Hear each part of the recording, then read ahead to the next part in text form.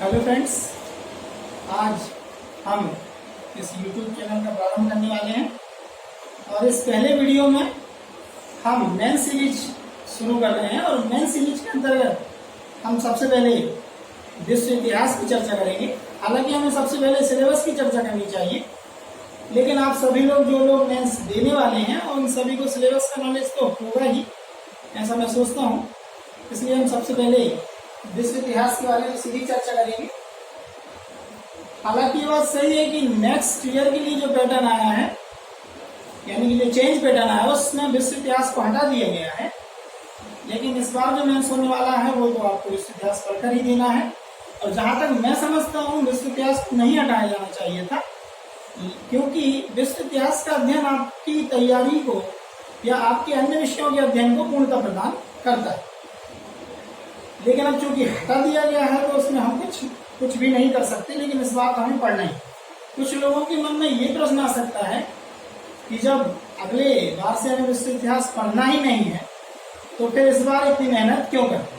तो ये बात आप समझ लीजिए कि इस बार लगभग 600 लोगों का चयन होने वाला है और उन 600 लोगों का चयन विश्व इतिहास पढ़ने के बाद ही होगा। इसलिए अगर आप इस बार मेंस दे रहे हैं तो बिल्कुल भी आप ये बात अपने दिमाग से निकाल दीजिए कि इस मेंस में आपका सिलेक्शन नहीं होगा, क्योंकि अगर आप ऐसा सोचते हैं तो फिर तैयारी करने का कोई औचित्य नहीं है। इसलिए हम सीधा शुरू करते हैं कि विश्व इतिहास। अब विश्व इतिहास में जो हमारे पास टॉपिक हैं वो टॉपिक आपको पता है, लेकिन फिर भी मैं दोबारा से लिख देता हूं। पहला टॉपिक है पुनर्जागरण, दूसरा टॉपिक है इंग्लैंड की क्रांति, औद्योगिक क्रांति,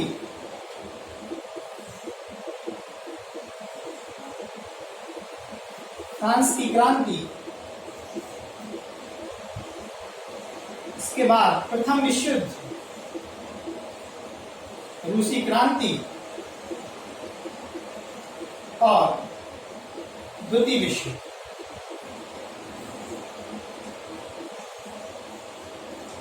हालांकि ये सातों टॉपिक आपके सिलेबस में, आपके पाठ्यक्रम में इसी क्रम में नहीं दिए गए हैं, लेकिन ये सारी घटनाएं इसी क्रम में घटित हुई, इसलिए हम इसी क्रम में पढ़ने वाले हैं।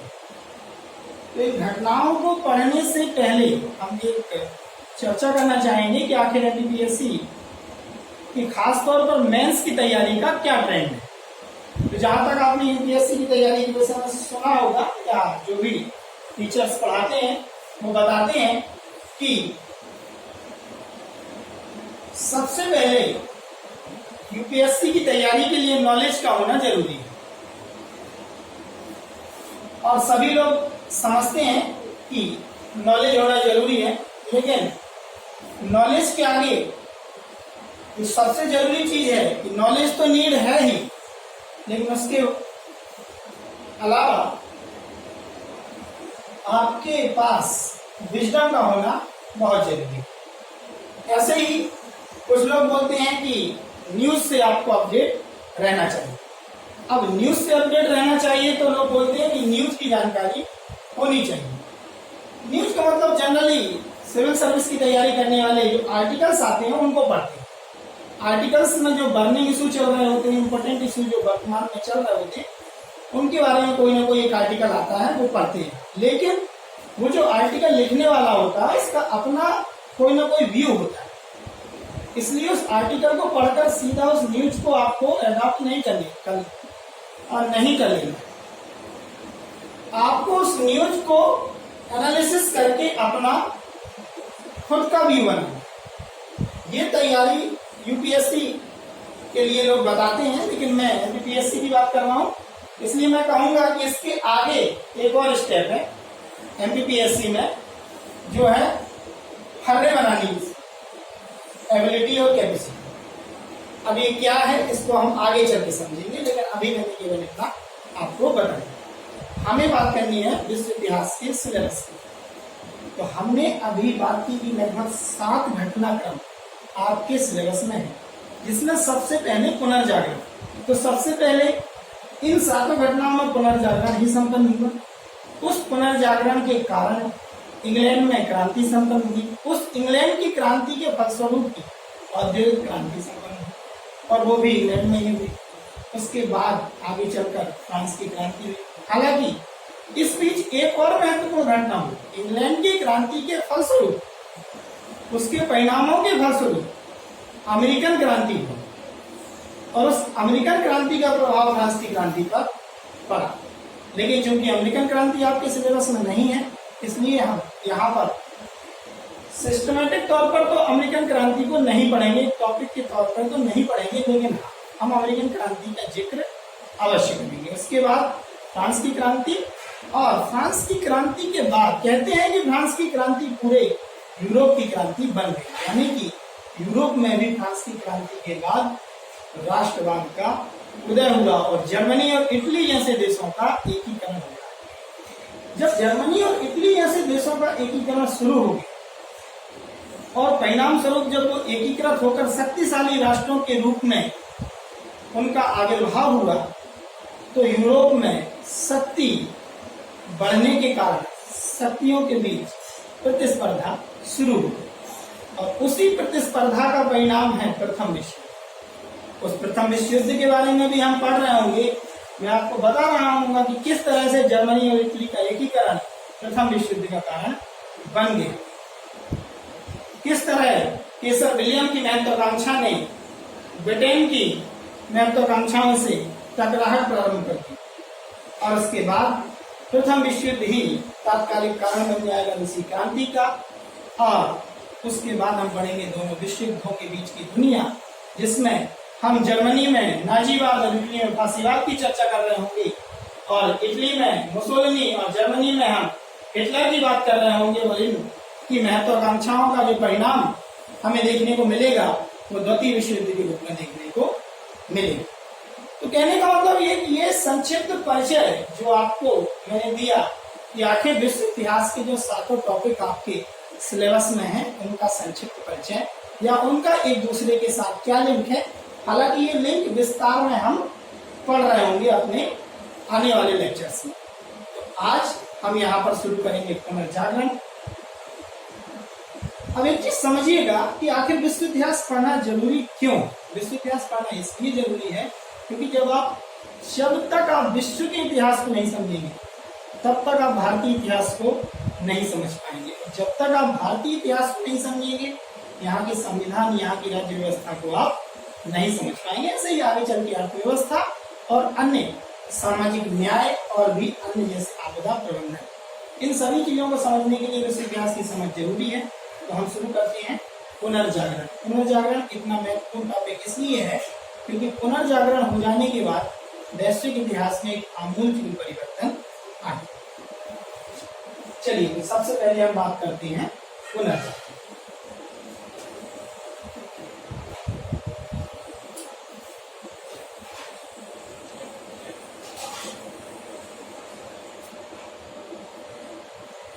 तो सबसे पहले प्रश्न ये है कि पुनर्जागरण का अर्थ क्या है। जब तक हम पुनर्जागरण का अर्थ नहीं समझेंगे तब तक हम इसे विस्तार से नहीं समझ पाएंगे। तो पहली चीज तो ये कि इसको समझाते समय मैं इस नेचर को भी बताऊंगा कि आखिर एमपीपीएससी का नेचर क्या है और वो किस तरह से प्रश्न पूछता है। देखिए, पुनर्जागरण का अर्थ है फिर से जागना, सामान्य फिर से जागना, पुनर्जागरण। लेकिन ये फिर से जागने का क्या तात्पर्य है? फिर से जागने का तात्पर्य यह है कि कोई समाज यदि किसी काल विशेष में जागृत अवस्था में था, उसके विचार, उसकी संस्कृति इतनी उच्चतर उत्कृष्ट अवस्था में थी कि उसने बहुत सारी उपलब्धियां प्राप्त की थी, लेकिन किसी कारणवश आगे चलकर कालांतर में वो किसी कारणवश अपने वैचारिक दृष्टिकोणों में काफी पिछड़ गया, उन उपलब्धियों से काफी पीछे चला गया, यानी कि उस अंधकार युग में वह चला गया किसी भी कारण से। और फिर से उसके जो वैचारिक दृष्टिकोण है फिर क्या हो रहा है, उसका विकास हो रहा है और उन विचारों की उत्कृष्टता के चलते फिर से वह उन उपलब्धियों को प्राप्त कर रहा है जिन उपलब्धियों को उसने प्राचीन काल में प्राप्त किया था। तो इसे हम कहेंगे पुनर्जागरण। तो यहाँ पर पुनर्जागरण का एक सामान्य अर्थ जो है वो आप समझे कि पुनर्जागरण का मतलब फिर से जागरण। अब लेकिन हमें इसका और स्पेसिफिक मीनिंग समझना होगा कि आखिर पुनर्जागरण का मतलब क्या है, क्योंकि इतने से काम नहीं चलेगा। तो पुनर्जागरण की प्रवृत्तियों को हम अब प्याज के छिलकों की तरह एक एक करके उसकी परतों को हटाएंगे। तो सबसे पहली प्रवृत्ति जो उसकी है तो ये कि अंधकार युग से मानव जाग गया। तो बस बात यही है कि आखिर अंधकार युग क्या है। अंधकार युग वह युग था जब मानव पूरी तरह से धर्म की जकड़न में चारों तरफ से या धर्म की बेड़ियों में चारों तरफ से जकड़ा हुआ। अंधकार युग में जब धर्म की बेड़ियों से मानव जकड़ा हुआ था तो अंधकार युग से बाहर आ गया, यानी कि वो उन धर्म की बेड़ियों को उसने तोड़ दिया। यह एक प्रवृत्ति है। या ये कह सकते हैं कि मध्यकालीन युग में जिस केंद्र में धर्म था उस केंद्र में अब धर्म के स्थान पर मानव आ गया। यानी कि पहले धर्म को महत्व दिया जाता था लेकिन अब मानव को महत्व दिया जाता है और उसी को हम पुनर्जागरण कह रहे हैं। अब इस बात को समझने के लिए आपको थोड़ा सा और कुछ उदाहरण समझने होंगे कि धर्म को महत्व देने का तात्पर्य ये यदि कोई कार्य हो रहा है तो वह मानव ने किया है ये नहीं कहा जाता। कहा जाता था कि ये कार्य तो भगवान की कृपा से हुआ है, इसमें मानव का कोई श्रेय नहीं। और जब मानव को कोई श्रेय नहीं तो मानव को इस बात का कोई प्रोत्साहन भी नहीं कि उसे कोई कार्य करना चाहिए, क्योंकि यदि आपके किए गए कार्यों का श्रेय आपको दिया जाएगा, उसकी प्रशंसा अगर आपको मिलेगी तो न केवल आप प्रोत्साहित होंगे बल्कि दूसरे लोग भी इस बात से प्रेरित होंगे कि हमें भी कुछ अच्छा कार्य करना। तो एक तो धर्म की जकड़न का तात्पर्य ये, केंद्र में धर्म होने का मतलब एक तो ये कि मानव को मानव के कार्यों का श्रेय नहीं दिया जाता। और दूसरी बात ये कि धर्म की जकड़न से तात्पर्य क्या है, चर्च की जकड़न। देखिए चर्च शब्द इसलिए इस्तेमाल किया जा रहा है क्योंकि पुनर्जागरण कहाँ हुआ, यूरोप में। हम ये सब बात कर रहे होंगे कि यूरोप में हुआ और यूरोप में भी कहाँ हुआ और वहीं हुआ तो क्यों हुआ, ठीक है। लेकिन अभी हम एक सामान्य अर्थ समझ रहे हैं कि धर्म की जकड़न का तात्पर्य ये चर्च की जकड़न से। चर्च की जकड़न का मतलब ये है कि चर्च में पोप और पादरी मनुष्य को ये कह रहे हैं कि मनुष्य तो पापी पैदा हुआ है। मनुष्य कैसा पैदा हुआ, पापी। आप जन्म से पापी हैं, इसलिए ये पूरा जन्म पूरा जीवन आपका कष्टों से भरा हुआ है। और ना केवल आपका ये जीवन कष्टों से भरा हुआ है बल्कि जीवन के बाद यानी कि मृत्यु के बाद जब आप परलोक में जाएंगे वहां भी आपका जीवन कष्टों से भरा हुआ है। जैसे कि आपको गर्म तेल की कढ़ाई में पकोड़े की तरह तला जाएगा। इस तरह की बातें जब लोगों को बताई जाने लगी तो लोग बहुत ज्यादा डरने लगे। और जब लोग डरे तो पोप पादरियों से उपाय पूछा कि आखिर हम अपने इन कष्टों को कैसे निवारण कर सकते हैं। तो बोले स्वर्ग जाना होगा आपको इसके लिए, और स्वर्ग अगर आपको जाना है तो आपके लिए सीधा हम व्यवस्था कर दे रहे हैं। आप ऐसा करिए, चर्च में इतना पैसा आप दे दीजिए और हम आपकी स्वर्ग की एक टिकट बुक कर दे रहे हैं। तो आप समझ पा रहे हैं कि धर्म की जकड़न का तात्पर्य क्या है। एक तो मानव के कार्यों का श्रेय मानव को नहीं मिल रहा, दूसरी बात उसे ये बताया जा रहा है कि तुम पापी हो और तुम्हारा जीवन और जीवन के बाद परलोक भी कष्टों से भरा हुआ है। और उन कष्टों को दूर करने के लिए आपको क्या करना है, आपको चर्च के लिए धन संपदा लुटानी होगी। हम आपको स्वर्ग का एक टिकट बुक कर दे रहे हैं। तो बात वही है कि मानव पूरी तरह से धर्म से जकड़ा हुआ है अंधकार युग। अब इस अंधकार युग से वह बाहर कैसे आया ये समझना है आपको। अब वो ये कह रहे हैं पोप पादरी की बाइबल में ये लिखा है कि तुम जन्म से पापी हो। अब चूंकि व्यक्ति ने तो बाइबल कभी पढ़ी ही नहीं, क्यों? क्योंकि पहले तो हाथ से बाइबल लिखी जाती थी। बाइबल का तात्पर्य कोई भी ग्रंथ, कोई भी किताब, कोई भी पुस्तक हाथ से ही लिखी जाती थी। उस समय कागज का भी विकास नहीं हुआ था। तो जैसे हमारे यहाँ भोजपत्र वगैरह होता है जो कि उस पर लिखा जाता था पहले, रामायण वगैरह भोजपत्र पे लिखी गई। ऐसे यूरोप में भी कोई ऐसी तकनीक होगी जिसमें वो हाथ से लिखते होंगे, लेकिन जब हाथ से लिखा जाएगा, कागज का भी आविष्कार नहीं हुआ, तो अधिकतम कितनी प्रतियां लिखी जाती होंगी? उतनी ही प्रतियां लिखी जाती होंगी जो केवल चर्च में उपलब्ध होंगी। यानी कि व्यक्ति, सामान्य व्यक्ति के हाथ में कभी बाइबल थी ही नहीं, उसने कभी उसे पढ़ा ही नहीं, और अगर वो उसके हाथ में आई भी तो वह जन सामान्य की भाषा में नहीं थी, वह लैटिन में थी, और लैटिन जन सामान्य की भाषा नहीं थी। यूरोप में जन सामान्य की भाषा थी अंग्रेजी, यूरोप में जन सामान्य की भाषा थी फ्रेंच, यूरोप में पुर्तगीज, यानी कि बहुत सारी भाषाएं जन सामान्य की भाषाएं थी।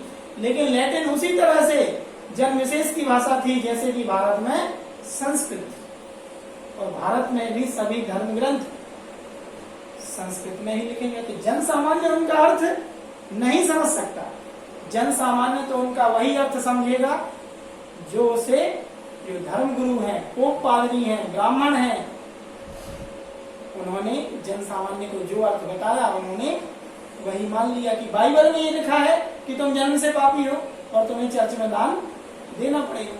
तो व्यक्ति दान दे रहे हैं और उस लोग को सुधार रहे हैं जिस लोग को उसने देखा ही नहीं। अब यहीं पर बात समझ लो कि जब प्रिंटिंग प्रेस और कागज का विकास हो गया, कागज का विकास हो गया चीन में और प्रिंटिंग प्रेस का विकास हो गया इंग्लैंड में, तो उसके बाद बाइबल की कई प्रतियां छपी, सैकड़ों, हजारों, लाखों प्रतियां, उनका अनुवाद हुआ अंग्रेजी में, इतालवी में, पुर्तगीज में, फ्रेंच में, बहुत सारी भाषाओं में जब बाइबल का अनुवाद हुआ और उसकी लाखों प्रतियां छपी, तो जन सामान्य के हाथों में बाइबल पहुंच गई। और जब पोप पादरी ये कहते कि बाइबल में ये लिखा है, तो जन सामान्य क्या कहता, रुको मैं देखता हूं कि बाइबल में ये लिखा है कि नहीं लिखा। तो कहने का मतलब ये है कि अब पोप पादरी ये कहकर कि बाइबल में ये लिखा है, ये कहकर अब जन सामान्य को बेवकूफ नहीं बना सकते। तो प्रिंटिंग प्रेस और कागज के विकास का ये अपना महत्व, साहित्यकारों का अपना महत्व है। साहित्यकारों का अपना महत्व से तात्पर्य ये है कि जो मैं कह रहा हूं कि अब लैटिन भाषा से बाइबल का अनुवाद यूरोप की स्थानीय भाषाओं में, अंग्रेजी, इतालवी, फ्रेंच, पुर्तगीज में अगर हुआ तो किसने किया होगा? साहित्यकारों ने किया होगा, दांते ने किया होगा, पेट्रार्क ने किया होगा, जो भी साहित्यकार आप पुनर्जागरण काल के सुनते हैं उन्होंने अनुवाद किया होगा कि नहीं किया होगा? या बात यही है कि ऐसे क्या परिवर्तन हुए और ऐसे क्या कारण थे जिनकी वजह से अब लोगों के अंदर तार्किक विचारधाराओं ने जन्म लेना प्रारंभ कर दिया और फिर वह चर्च से ये प्रश्न पूछने लगे। उसका एक कारण यह भी हो सकता है, आप ये समझिए, यदि आप वैचारिक पतन की ओर जा रहे हैं और अगर आपका वैचारिक उत्थान हो जाए तो उसके क्या कारण हो सकते हैं? उसका कारण ये हो सकता है कि आप किसी ऐसे व्यक्ति से मिले हों जिसका वैचारिक उत्थान पहले से हो चुका हो, आपने उससे मुलाकात की, उसने आपको कुछ बातें बताई जो आपको बहुत अच्छी लगी। तो कहने का तात्पर्य ये है कि संपर्क एक वजह हो सकती है आपके वैचारिक उत्थान की। तो यहाँ पर भी वह पॉसिबिलिटी है कि जब व्यापार वाणिज्य का विकास हुआ और पश्चिम के लोग पूर्व के लोगों से मिले, यानी कि भिन्न संस्कृति, भिन्न विचारधारा वाले लोगों से जब वो मिले तो भिन्न विचारधारा से उन्होंने सकारात्मक ऊर्जा को ग्रहण किया और उस ग्रहणशीलता के कारण ही उनके विचारों में उत्थान हुआ। तो कहने का मतलब ये कि संपर्क एक कारण है वैचारिक उत्थान का। तो उस संपर्क का कारण है व्यापार वाणिज्य का विकास। कुछ लोग भौगोलिक खोजों को भी इसका महत्व देते हैं। तो बात सही है कि व्यापार वाणिज्य का विकास तभी हुआ ना जब भौगोलिक खोजें संभव कैसे हुई। तो इस बात पर भी विचार हमें करना होगा कि भौगोलिक खोजें संभव कैसे हुई। तो भौगोलिक खोजें बड़ी सिंपल तरीका ये है कि एक घटना है कस्तुनतुनिया का पतन 1453, उसके बारे में हम डिटेल में पढ़ रहे होंगे अपने अगले वीडियो में कि कस्तुंतुनिया का पतन होने के कारण किस तरह से पश्चिमी देशों का पूर्वी देशों के साथ व्यापार अवरुद्ध हो गया और उस व्यापार को पुनः स्थापित करने के लिए किस तरह से पश्चिमी देश नवीन व्यापारिक मार्गों की खोज करना चाहते हैं और उन नवीन व्यापारिक मार्गों की खोज के प्रयास में बहुत सारी भौगोलिक खोजें हुई। अब क्या केवल कस्तुंतुनिया का पतन एक कारण था? नहीं, दिशा सूचक यंत्र यानी कंपास का आविष्कार भी एक कारण था, क्योंकि अगर कंपास का आविष्कार न होता तो कंपास के ज्ञान यानी कि जो अरबों को था, उस ज्ञान को अरबों से यूरोप वासियों ने अगर ना सीखा होता तो वह भौगोलिक खोजें करने में संभव नहीं हो पाते। क्यों? क्योंकि यदि वास्को डी गामा पुर्तगाल से चलकर भारत आ रहा है, अमेरिको वेस्पुसी कोलंबस स्पेन से चलकर अमेरिका जा रहे हैं, तो इतनी दूरी कैसे तय की? उस समुद्रिक मार्ग पर जिस समुद्र मार्ग का उन्हें पहले से कोई ज्ञान नहीं, तो बिना दिशा सूचक यंत्र यानी बिना कंपास के यह यात्रा कर पाना संभव नहीं था। तो कस्तुंतुनिया का पतन एकमात्र कारण नहीं है, कंपास का विकास भी एक कारण है कि भौगोलिक खोजें संपन्न हो पाए।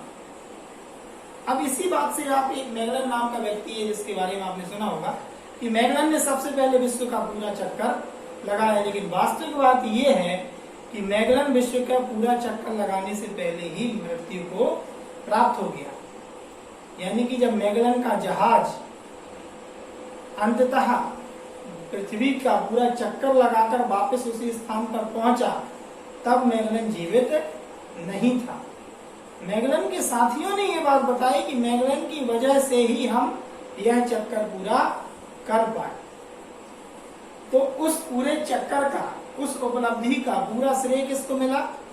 मैगलन को। आज हम यही जानते हैं कि मैगलन वह पहला व्यक्ति था जिसने दुनिया का पूरा चक्कर लगाया। तो कहने का मतलब यही कि जब मानव के कार्यों का श्रेय मानव को दिया जाने लगा तो अन्य लोगों को भी प्रेरणा मिली कि हमें भी ऐसे कुछ कार्य करने चाहिए।